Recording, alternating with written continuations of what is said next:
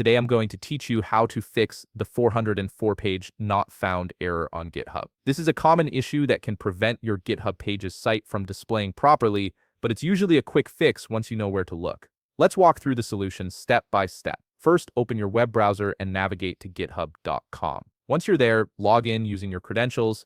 This will take you to your GitHub dashboard where you can access all your repositories and projects. And after logging in, look at the upper left panel of your screen. Here you'll see a list of your repositories.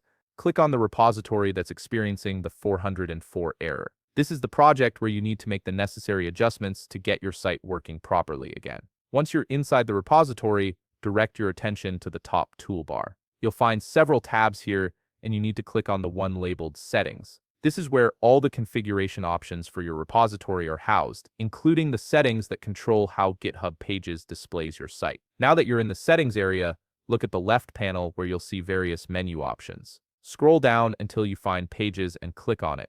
The Pages section is specifically designed for managing your GitHub Pages site, and this is where we'll fix the 404 error. In the Pages settings, navigate to the section labeled Branch. This is the critical part where the issue likely lies. Many times, the 404 error occurs because the branch settings aren't configured correctly, preventing GitHub from knowing where to find your site files. Under Branch, you'll notice a drop-down menu. Click on it and make sure it's set to Main. This tells GitHub which branch contains the files it should use to build and display your site. If it's set to something else or says None, that's likely why you're seeing the 404 error. Right beside the main drop-down, there's another drop-down menu. This one controls the folder location within your branch. Click on it and ensure it's set to root. The root folder is typically where your main site files are located. Once you've confirmed both drop-downs are correctly set to main and root, click the Save button to apply these changes. After saving, give GitHub a moment to process the changes and rebuild your site.